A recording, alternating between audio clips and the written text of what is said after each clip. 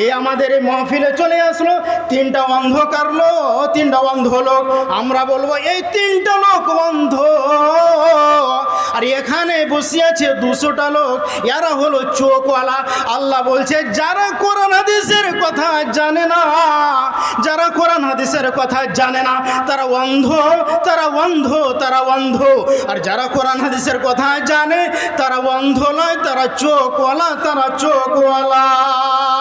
রব্বুল আলামিন আলেমের বিষয়ে পবিত্র কোরআনের ভিতরে বললেন শাহিদাল্লাহু আন্নাহু লা ইলাহা ইল্লা, শাহিদাল্লাহু আন্নাহু লা ইলাহা ইল্লা হুয়া ওয়াল মালায়েকা ওয়া উলুল ইলমি। আলেমের বিষয়ে রব্বুল আলামিন কোরআনের ভিতরে বলছেন ওরে দুনিয়ার মানুষেরা তোরা কান খুলে শুনেলে, ওরে পৃথিবীর মানুষেরা, ওরে বিশ্বর মানুষেরা তোরা কান খুলে শুনেলে। আল্লাহ বলছি, আমি বলছি, আমি সাক্ষী দিচ্ছি আল্লাহ বাদ দিয়ে কেউ নাই, আল্লাহ বাদ দিয়ে কেউ নাই। আল্লাহ নিজে সাক্ষী দিচ্ছে আল্লাহ বাদ দিয়ে কেউ নাই। তারপরে পরে রব্বুল আলামিন, তারপরে পরে রব্বুল আলামিন সমস্ত ফেরেশতাদেরকে মিলিয়ে নিলেন, আমার ফেরেশতারাও সাক্ষী দিল আল্লাহ বাদ দিয়ে কেউ নাই, আল্লাহ বাদ দিয়ে কেউ নাই। তারপরে পরে রব্বুল আলামিন মিলিয়ে নিলেন সারা পৃথিবীর যত আলেম রয়েছে সমস্ত আলেমকে, পৃথিবীতে যত আলেম রয়েছে সমস্ত আলেমকে, এই সমস্ত আলেমেরা এরাও সাক্ষী দিল, এরাও সাক্ষী দিল, এরাও সাক্ষী দিল আল্লাহ বাদ দিয়ে কেউ নাই, আল্লাহ বাদ দিয়ে কেউ নাই, আল্লাহ বাদ দিয়ে কেউ নাই। আমাদের প্রভু, আমাদের আল্লাহ, আমাদের খোদা, আমাদের হর্তা কর্তা রুজিদাতা এক আল্লাহ। এই সাক্ষীটা আল্লাহ কোরআনের ভিতরে মিলিয়ে দিল। আল্লাহ সাক্ষী দিল, ফেরেশতারা সাক্ষী দিল, আলেম উলমারা সাক্ষী দিল। এই কথাটা রব্বুল আলামিন পবিত্র কোরআনের ভিতরে ঘোষণা করে দিলেন। যারা মাদ্রাসায় লেখাপড়া করে তারা ছাত্রী হোক বা ছাত্র হোক, বেটা ছেলে হোক, বেটি ছেলে হোক, বাড়ি থেকে যখন বেরিয়ে গেল রাস্তার ধার দিয়ে চলে যায়, রোড দিয়ে চলে যায়, তার পায়ে কাদা লাগে, তার পায়ে মাটি লাগে, তার পায়ে গোবর লাগে, তার পায়ে ময়লা লাগতে পারে, কিন্তু তার রাস্তাটাতে ফেরেশতারা করে কি নিজের পরখানাকে বিছিয়ে দেয়, নিজের পাখাখানাকে জমিনে বিছিয়ে দেয়, আর ওদের ওপর দিয়ে দিয়ে ওই মাদ্রাসার বেটি ছেলে গেলা, ওই মাদ্রাসার বেটা ছেলে গেলা, ওই মাদ্রাসার তালবিলিম গেলা, ওই বেটি ছেলে তালবিলিম গেলার ওদের ফেরেশতাদের ডানার ওপর দিয়ে, ফেরেশতাদের পাখার ওপর দিয়ে হাঁটতে চলে। এটা কে বললেন? বিশ্বর নবী মুহাম্মদুর রাসূলুল্লাহ সাল্লাল্লাহু আলাইহি সাল্লাম সহিহ হাদিসের ভিতরে ঘোষণা দিয়েছেন। তারপরে ফির আল্লাহ তাআলা অন্য জায়গায় বলছেন আমাদের নবীকে, নবী সমস্ত মানুষের নবী, জিনের নবী, আমাদের নবীর পরে কোনো নবী আসবে না, এটা তো জানছেন।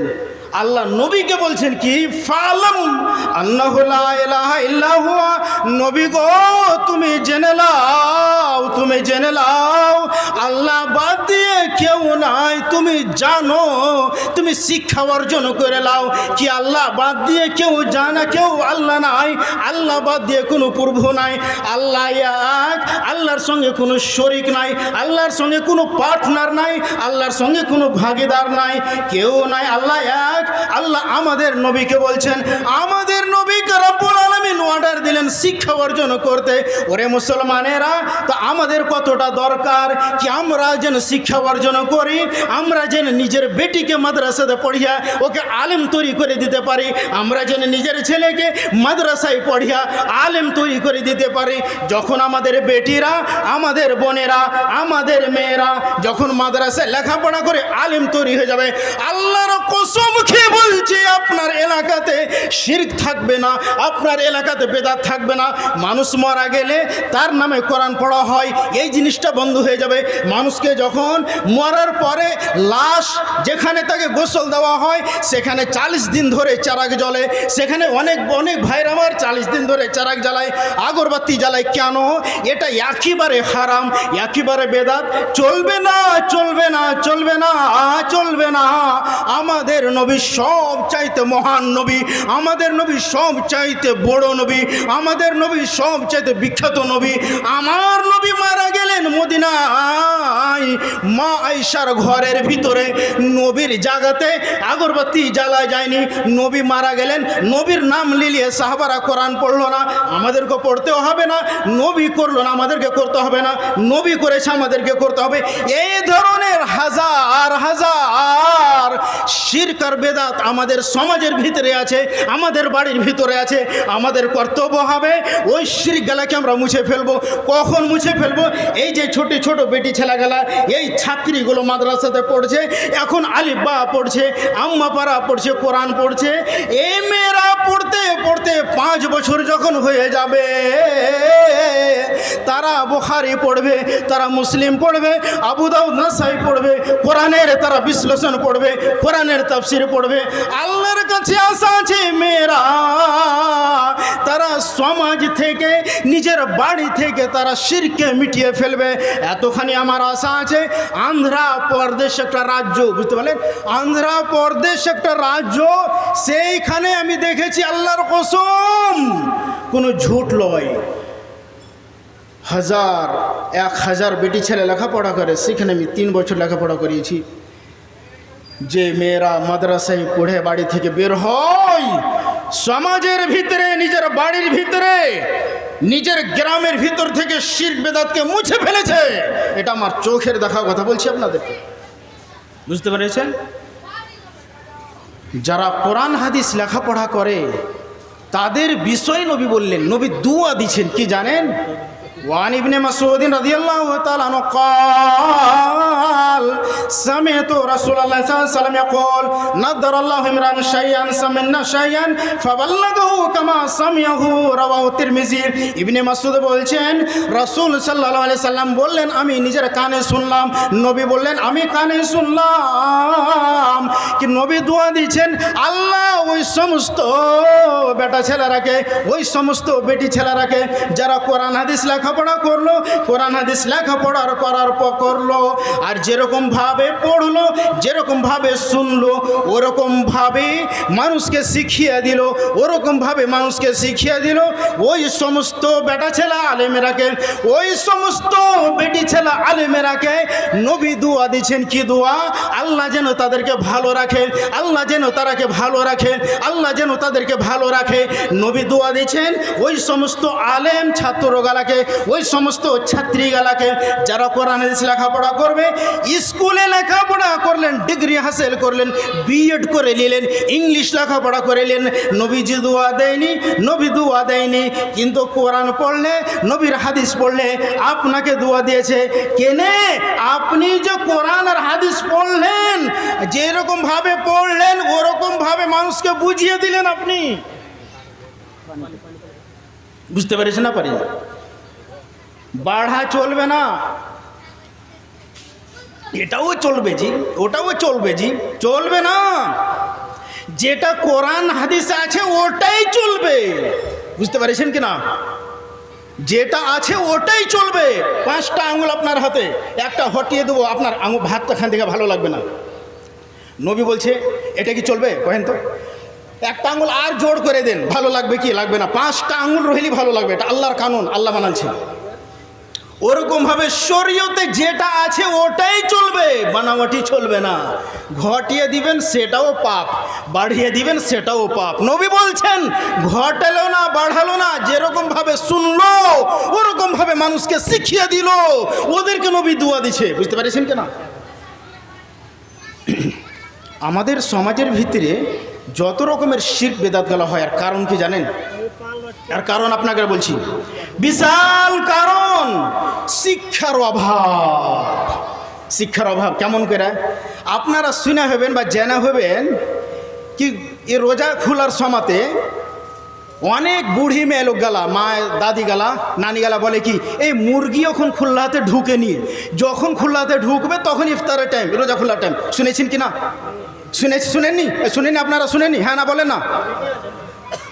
মুরগি যখন ঢুকবে তখন ইফতার করতে হবে, খুলতে হবে রোজা, ঢুকেনি খুলতে হবে না। এটা কেনে কহিলে? ইলিম নেই সেই কহিলে। এটা নবী কি বলছে? সূর্য ডুবে গেল খুলে দাও, এটা নবীর কথা। তো দাদির কথাটা মানবেন না নবীর কথাটা মানবেন? কোনটা কথা মানবেন বলেন তো? নবীর কথা মানতে হবে আপনাকে, ইলিমের অভাবের কারণে। যত রকমের শিরক বেদাত আমাদের সমাজের ভিতরে চলছে, এর কারণ হলো একটাই, কি ইলম নাই, শিক্ষা নাই। ওই শিক্ষার ব্যবস্থা আপনারা করছেন। আল্লাহু আকবার। আল্লাহ রাব্বুল আলামিন কত নেকি দিবার কোনো শেষ নেই। আপনার 1 টাকার মাধ্যমে একটা বেটি ছেলে যদি লেখাপড়া করে মানুষ হয়ে যেতে পারে, আর ওই বেটি ছেলেটা যেখানে যাবে, শ্বশুর বাড়ি যোগ, মায়ের বাড়ি যেখানে যাবে, একটা যদি শিরক শেষ করে দেয়, খতম করে দেয়, একটা বিদআত খতম করে দেয়, আল্লাহু আকবার। আল্লাহর কাছে আশা আছে, আল্লাহ তো ওকে জান্নাত দিবেই দিবে, আপনাকেও দিবে। কেন? আপনার পয়সাতে মেয়েটা লেখাপড়া করেছে। জানেন আপনি? না জানেন না? খুব শিরক আল্লাহ কোনোদিন মাফ করবে না। শুনেছেন আপনি? আল্লাহ কোরআনের ভিতরে বলছেন, ইন্নাহু মান ইউশরিক বিল্লাহ ফাকাদ হারামাল্লাহু আলাইহিল জান্নাহ ওয়া মাওয়াহুন নার।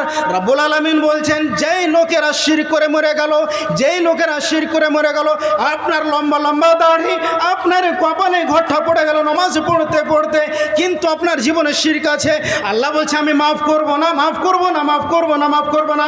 মরলে জাহান্নামে যাবে, মরলি জাহান্নামে যাবে, মরলি জাহান্নামে যাবে। আল্লাহ বলছে মাফ করব না। এটা আমার কানুন, এটা আমার বিধান। আমি মোহর মেরে দিয়েছি, যারা শিরক করে মরে যাবে ওদেরকে মাফ হবে না, ওদের মাফ হবে না, ওদের মাফ হবে না। ইন্নাল্লাহা লা ইয়াগফিরু আন ইউশরাকা বিহি ওয়া ইয়াগফিরু মা দুনা যালিকা লিমান ইয়াশা। আল্লাহ বলছেন, শুন রাসূল, ওরে মুসলমানেরা শুনেলে, আমি আল্লাহ বলছি শিরক বাদ দিয়ে অন্য গুনাহ আমি যদি চাহি মাফ করে দেবো। একটা মুসলমান মদ খায়, একটা মুসলমান জিনা করে, একটা মুসলমান শরাব খায়, শরাব পান করে, সুদখোর সুদ খায়। আল্লাহ বলছে এই ধরনের গুনাহ যদি থেকে যায়, আমি আল্লাহ যদি চাহি মাফ করে দিতে পারবো। আমি কিন্তু শিরক যদি করে লাই, আমি আল্লাহ কোনোদিন তাকে মাফ করব না, করব না, করব না। আল্লাহ বলছে কোনোদিন মাফ করবে না। আপনি শিরক করে মরবেন? শুনেন, ইব্রাহিম আলাইহিস সালামের বাপ আজার হাসরের মাঠে আসবে, কিয়ামতের মাঠে। কাফেরের দল, মুশরিকের দল, জাহান্নামীর দল, বিশাল দল লাগা আছে, বিরাট লক্ষ লক্ষ কোটি কোটি লোক খাড়ু আছে। ইব্রাহিম আলাইহিস সালাম বাপ চলে আসবে ইব্রাহিমকে, বেটা আজ আমাকে বাঁচিয়ে এলে জাহান্নামের আগুন থেকে। ইব্রাহিম আলাইহিস সালাম বলল, ইয়া রব আল্লাহ। ইব্রাহিম বলবে হাসরের মাঠে, আল্লাহ আমার বাপকে জাহান্নামের আগুন থেকে বাঁচিয়ে লাও। আল্লাহ বলবে, ইন্নাহু মান ইউশরিক বিল্লাহ, যারা শিরক করেছে তার জন্য জান্নাত হারাম হয়ে গেছে। ইব্রাহিম রে, ও ইব্রাহিম, তুমি জানো না তোমার বাপ শিরক করেছিল? তুমি নবী, কিন্তু তোমার বাপ শিরক করেছিল। আমি আল্লাহ মাফ করব না, আমি আল্লাহ মাফ করব না। আল্লাহ ফেরেশতাকে বলবে, ওর পাও ধরে ছেঁচড়াতে জাহান্নামে ফেলে দে। ফের ইব্রাহিম আলাইহিস সালামের সামনে ফেরেশতারা তার পাও ধরে ছেঁচড়ে তাকে জাহান্নামে ফেলে দিলে ইব্রাহিম কিছু করতে পারবে না। নবীর বাপ চলে গেল জাহান্নামের ভিতরে। আপনার আমার বাপ যদি শিরক করে তা আল্লাহ ছাড়বে? নবীর বাপকে ছাড়লে না হাসরের মাঠে। সাবধান থাকুন, সাবধান, খবরদার। জীবন দুদিনকার জীবন আছে। শিরক করে যদি মরে যান, আপনার এই যে লক্ষ লক্ষ টাকা যদি দান করে থাকেন কোনো কাম দেবে না। যদি শিরক করে থাকেন তো এখনই আপনার সময় আছে, জেনে নেন। আলেমের কাছে বসে, মৌলভী সাহেব কোন গালা শিরক আমার এটা বিষয় নাই তো বলে বাস এতখানি বললাম। কি ইলম না থাকার কারণে শিরক আসে, বুঝতে পারলেন? ইলমের এত দরকার, বুঝতে পারে না? যেরকম একটা কেউ মারা গেল, মৌলভী সাহেব এসব গোসল দেব মাইয়াতটাকে, মৃত্যুটাকে জানি না। হ্যাঁ, গোটা গায়ের ভিতরে কেউ জানে না মৌলভী সাহেব আসবে গোসল দিতে। কেন আপনি শিখানা মৌলভী সাহেবের কাছে বসে? আপনার মসজিদে ইমাম আছে, ওর কাছে আপনি বসে শিখানা মৌলভী সাহেব মৃত্যুকে কেমন করে গোসল দিতে হয়, মৃত্যুকে কাফন কেমন করে পিঁধাতে হয়, জানেন? কয়টা লোক জানে? কেন শিখান আপনি? ইলম শিখতে হবে। আপনি, আপনার বাপ মরে গেল, কে গোসল দিবে? আপনি গোসল দেন। কেন অপর এসে গোসল দিবে? মৌলভী সাহেব অপর এসে কেন গোসল দিবে? এটা ইজ্জতের ব্যাপার আছে। আপনার বাপ মরেছে, আপনি গোসল দেন। না, ও গোসল দেবে না, দূরে বসে আছে। কেন? ইলিম নেই সে, বুঝতে পেরেছেন? ইলিম নেই সে, এতটা জানতে হবে কিনা খুবই দরকার। ইলিমের বিষয়ে আসেন, পূর্বেকার মেয়ে ছেলেরা কত ইলিম হাসিল করত। হযরতে হাফসা, এই যে আমাদের মাদ্রাসার নাম আছে হাফসা, হযরতে হাফসা রাদিয়াল্লাহু আনহা, বুঝতে পেরেছেন?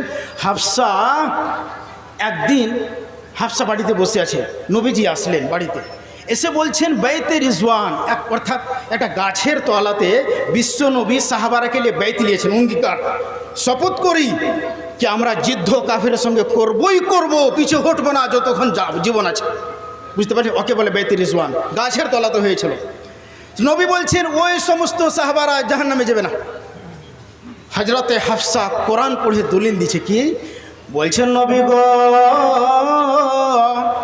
আল্লাহ তাআলা কোরআনের ভিতরে বলছে, আল্লাহ কোরআনের ভিতরে বলছে ওয়া ইম মিনকুম ইল্লা ওয়ারিদুহা, অর্থাৎ যত মানুষ জান্নাতে যাবে পুল সিরাত দিয়ে পার হবে, আর পুলটা হবে জাহান্নামের ওপরে, পুল সিরাত হবে, পুল হবে জাহান্নামের ওপরে, আর পুল দিয়ে তাকে হাঁটতে হবে। যতক্ষণ পর্যন্ত না হাঁটবে জান্নাতে যাবে না, যাবে না, যাবে না। এই আয়াত দিয়ে পাওয়া যায় কি প্রত্যেকটা মানুষকে জাহান্নামের ওপরে চড়তেই হবে, চড়তেই হবে। আর আপনি বলছেন ওই সাহাবারা জাহান্নামে যাবে না। বিশ্বনবী রেগে গেলেন আর বলছেন না, ও আমার হাফসা তুমি জানো না রব্বুল আলামিন কোরআনের ভিতরে বলছেন সুম্মা নুনাজ্জিল্লাযীনা তাকাউ ওয়া নাযারা যালিমিনা ফিহা, যারা পরহেজগার, যারা পরহেজগার, যারা পরহেজগার, যারা ঈমানদার, যারা ঈমানদার, যারা ঈমানদার, ওদেরকে আমি জাহান্নাম থেকে বাঁচিয়ে নেব। আল্লাহ এখানে বলছে জাহান্নাম থেকে বাঁচিয়ে নেব। হাফসা রে তুমি কি কোরআন পড়নি? হাফসা বলছে আল্লাহ রাসূল যতটা আমি বুঝেছিলাম অতটাই বললাম। এই আয়াতের মধ্যে পাওয়া যায় হাফসা রাসূলের স্ত্রী হাফসা কোরআন লেখাপড়া করত, কোরআন জানত, কোরআনের ব্যাখ্যা জানত, কোরআন জানত। ওরকমভাবে মা আয়েশা সিদ্দিকা রাসূলের আর একটা স্ত্রী আয়েশা, আয়েশা জানেন আয়েশা কোরআনের হাফিজ ছিল। আমাদের বেটিরা কি কোরআনের হাফিজ হয়? আয়েশা হাদিসের মুহাদ্দিসা ছিল। আয়েশা বিশাল একজন ডক্টর ছিলেন উনি, যা ওনার জীবনে লেখা আছে, মা আয়েশার জীবনে। আল্লাহু আকবার, উনি ফাকি ছিলেন, হাদিসকে এত বুঝতেন। জানেন আয়েশা কত বড় আলেম ছিলেন? 2210টা হাদিস তার মুখস্থ ছিল। কয়টা বলেন তো, কয়টা জি বুঝতে পারলেন না? 2200 অর্থাৎ 2210টা হাদিস তার মুখের আগালে ছিল। সেটার নাম কি? হযরতে আয়েশা। 2210টা হাদিস তার মুখস্থ ছিল। আল্লাহু আকবার। কার? হযরত আয়েশার। আমাদের বোন, আমাদের বেটির পেটের মুখস্থ আছে। 2210টা হাদিস মামুলি হাদিস। রাসূলের স্ত্রী মা আয়েশার মুখস্থ ছিল, ঠোঁটের আগালে ছিল হাদিস, পটাপট পটাপট হাদিস শুনে তো। হাদিসের হাফিজ ছিল উনি, কোরআনের হাফিজ ছিল উনি। আল্লাহ, এত বড় আলেম হযরতে আয়েশা সিদ্দিকা রাদিয়াল্লাহু তাআলা আনহা। হযরতে আয়েশার বিষয়ে ইমামে যাহাবী একজন মুহাদ্দিস, উনি লিখছেন কি পৃথিবীতে সারা বিশ্বের মধ্যে মা আয়েশার মতন বেটি ছেলের ভিতরে কেউ আলেম ছিল না। আল্লাহু আকবার। সারা পৃথিবীতে বেটি ছেলের ভিতরে সব চাইতে বড় আলেম, বড় মুহাদ্দিস, বড় হাফিজ, বড় ফাকি ছিল হযরতে আয়েশা রাসূলের স্ত্রী। কত তারা কোরআন পড়তো, কত হাদিস পড়তো। তা আমাদের বেটি ছেলেকে, আমাদের স্ত্রীকে, আমাদের বোনেরাকে পড়াইতে হবে কিনা কোরআন হাদিস, শিক্ষা দিতে হবে কিনা? হযরতে আয়েশা সিদ্দিকার বিষয়ে এটাও আছে। ইমামে মাসরুক আলাইহির রহমা, উনি তাবি। আচ্ছা তাবি কাকে বলে জানেন? তাবি বলে সাহাবার ছাত্র, অর্থাৎ যারা সাহাবার আগে দেখেছে ইমানের অবস্থায়, আর ইমানের অবস্থায় মারা গেছে, ওদেরকে বলে তাবি।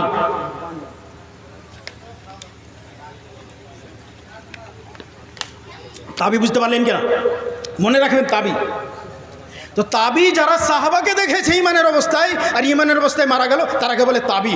ইনি তাবি মাসরুক, ইমামে মাসরুক, উনি বলছেন আল্লাহর কসম, আল্লাহর কসম খেয়ে বলছি, আল্লাহর কসম খেয়ে বলছি, আল্লাহর কসম খেয়ে বলছি কি হযরতে আয়েশা সিদ্দিকা এতটা ইলম তার ভিতরে ছিল কি যেরকম বাপ যদি মারা যায়, তার দুটা বেটা আছে বা তিনটা বেটা আছে, তিনটা বেটি আছে, বুঝতে পারলেন? শুনবেন ধ্যান দিয়ে। বাপ মরে গেল, তার তিনটা বেটা আছে, উদাহরণ বুঝাচ্ছি আপনাদেরকে। তিনটা বেটা আছে, তিনটা বেটি আছে। যে মরলো ওর মাও জিন্দা আছে, বাপও জিন্দা আছে, বুঝতে পারলেন? আর তার ভাইও আছে। তো জমি রেখে গেল 10 বিঘা। তো কে কতখানি করে পেবে জমি?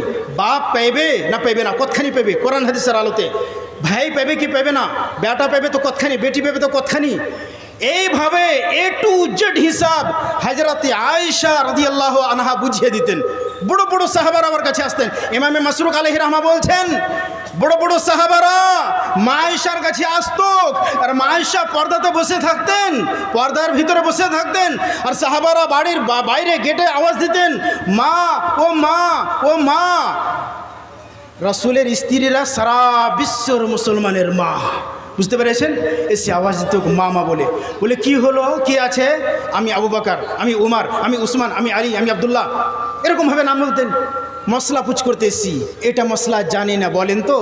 মায়েশা বললেন কি মশলা বলেন তো? বলে এই মশলাটা। মায়েশা পটাপট হাদিস পড়ে কোরআন পড়ে বুঝিয়ে দিতেন। আল্লাহু আকবার। বড় বড় সাহাবারা, ইমাম মাসরুক আলাইহি রাহমা বলছেন, আমি নিজের চোখে দেখলাম বড় বড় সাহাবারা মায়েশার কাছে আসতো, রাসূলের স্ত্রীর কাছে আসতো আর মশলা পুচ করতো।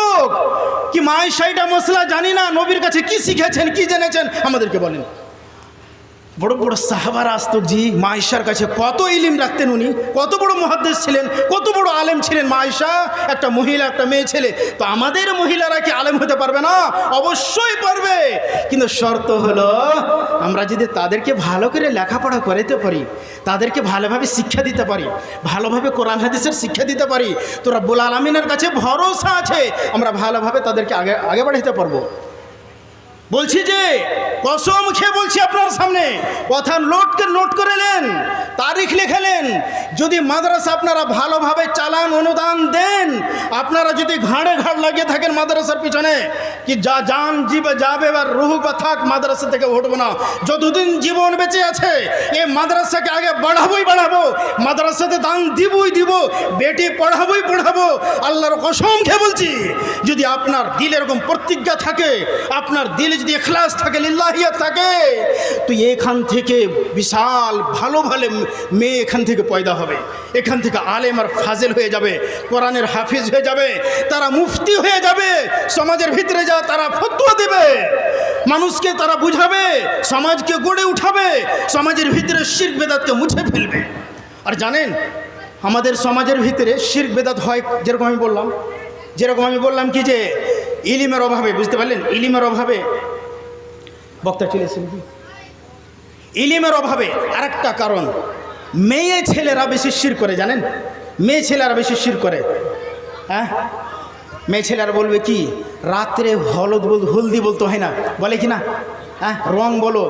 তবে কোনো মেয়ে ছেলের ঘরে ডেলিভারি হলো, ছেলে পয়দা হলো, এবার মেয়েটা এখন তো বাড়ি বাথরুম হয়ে গেল, মোটামুটি 10-15 বছর আগের কথা বলছি, বাসতলা যাবে পায়খানা করতে, তো বলে হাতে কিছু লিয়া যা, হাতে কিছু লোহা হাউসা কাইচা কিছু লিয়া যা, নেই তো তোকে ধরে নিবে ভূত বসে আছে বেলবার লেগে নাকি, আর ওই হাউসা কাইচা খান নিয়ে গেলে ভূত পালিয়ে যাবে নাকি। নাউজুবিল্লাহি মিন যালিক।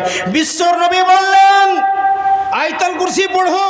আরে মেয়ে ছেলে যদি না পাক থাকে তাও মুখে পড়তে পারে, অসুবিধা নেই।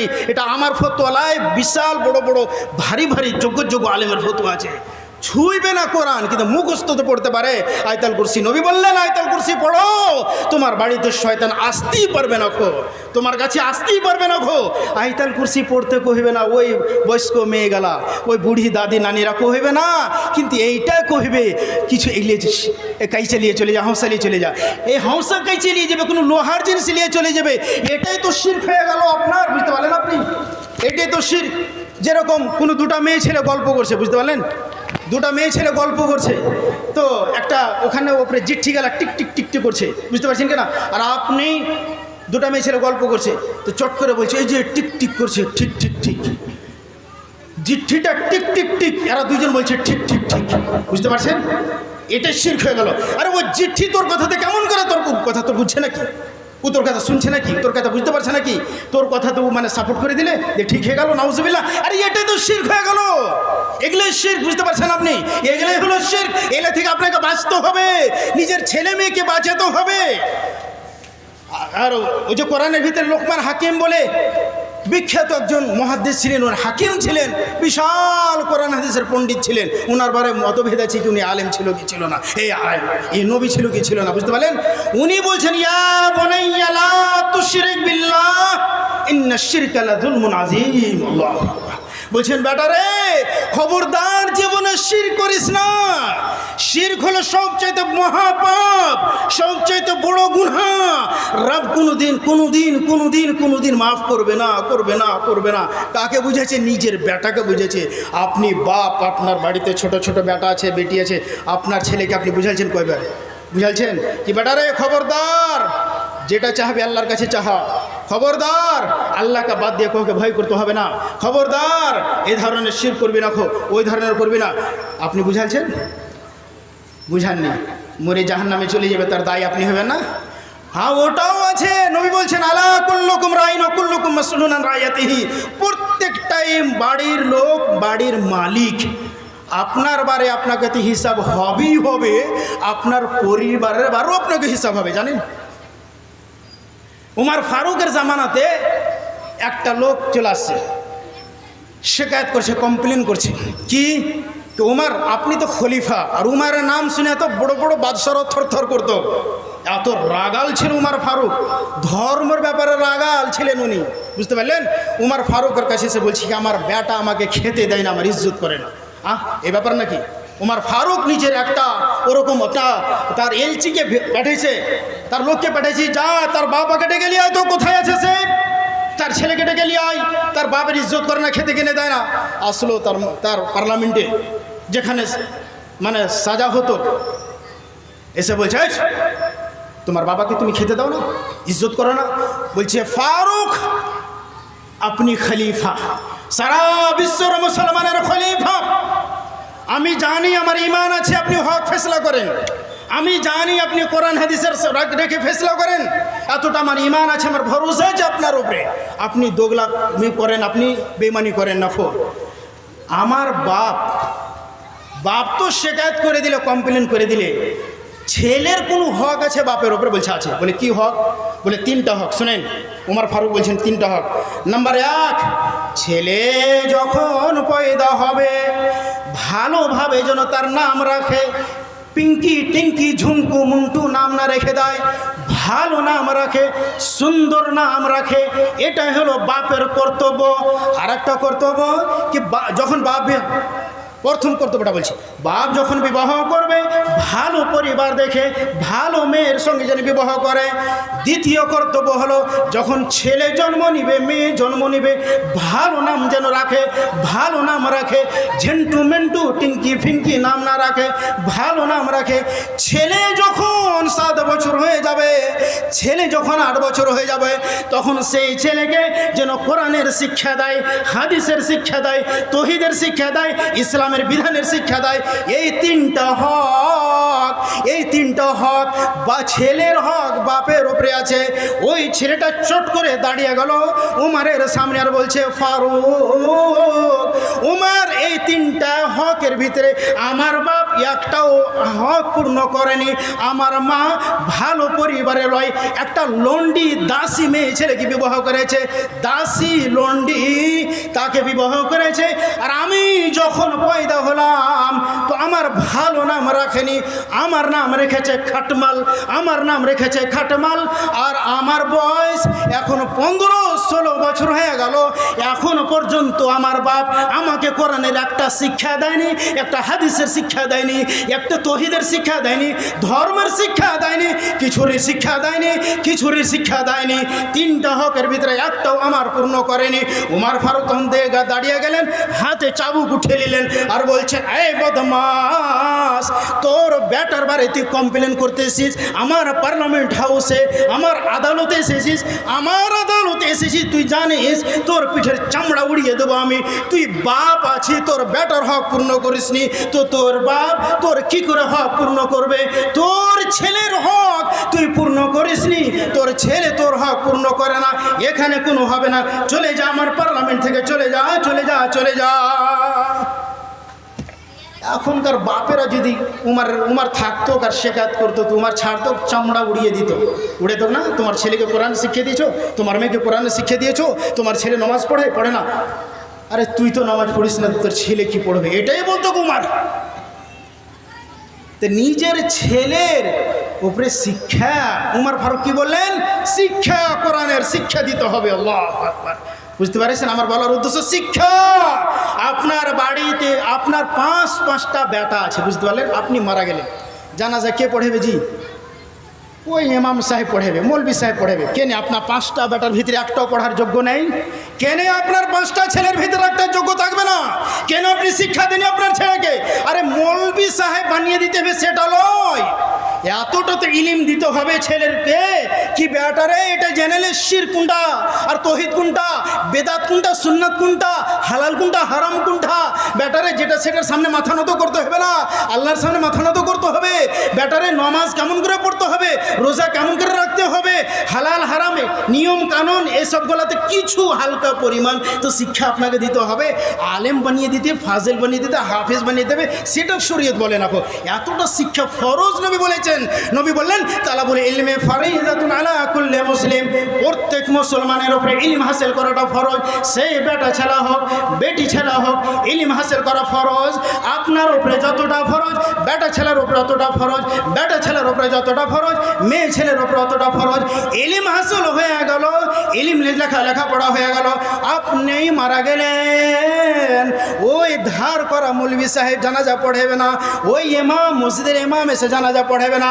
আপনি আপনার বাবার ছেলে, আপনি জানাজার কাছে দাঁড়িয়ে যান, আপনি জানাজার কাছে দাঁড়িয়ে যান, আপনার বাবার জন্য আপনি জানাজা পড়ান, আল্লাহর কাছে কেঁদে কেঁদে দোয়া করেন, আল্লাহর কাছে কেঁদে কেঁদে দোয়া করেন। আল্লাহু আকবার। নবী পাক সাল্লাল্লাহু আলাইহি সাল্লাম হাদিসের ভিতরে বলছেন রব্বুল আলামিন একটা লোকের জান্নাতের ভিতরে দিয়ে দিল। লোকটা আল্লাহকে প্রশ্ন করছে, আল্লাহ রে, দুনিয়ার বুকে আমি এত বেশি বেশি নেকির কাম করিনি, আমি এত বড় জান্নাত কেমন করে পেলিনু? আমি দুনিয়াতে এত বড় বড় নেকির কাম করিনি, জান্নাত আমি কি করে পেলিনু? আল্লাহ বলছে ওরে শুন শুন শুন, দুনিয়াতে তোর পরহেজগার বেটা আছে, দুনিয়াতে তোর পরহেজগার বেটি আছে। ওই পরহেজগার বেটাটা, ওই পরহেজগার বেটিটা তোর লেগে দোয়া করছে, মাগফিরাতের দোয়া করছে, বলছে আল্লাহ আমার বাপকে মাফ করে দাও, আল্লাহ আমার বাপকে মাফ করে দাও, আল্লাহ আমার বাপ কবরবাসী হয়ে গেছে, আল্লাহ আমার মা কবরবাসী হয়ে গেছে, আল্লাহ রে বাপকে মাফ করে দাও। আল্লাহ জানি না জীবনে বাপ কত গুনাহ করেছে, আল্লাহ জানি না। আল্লাহ রে, বাপ ছিল একটা মানুষ, আল্লাহ তার দ্বারাতে ভুল হয়ে থাকতে পারে, গুনাহ হয়ে থাকতে পারে। আল্লাহ রে, মা ছিল একটা মানুষ, সেও ছিল একটা মানুষ, প্রত্যেক মানুষের ভুল হয়ে থাকতে পারে, গুনাহ হয়ে থাকতে পারে। আল্লাহ তার গুনাহগার বেটা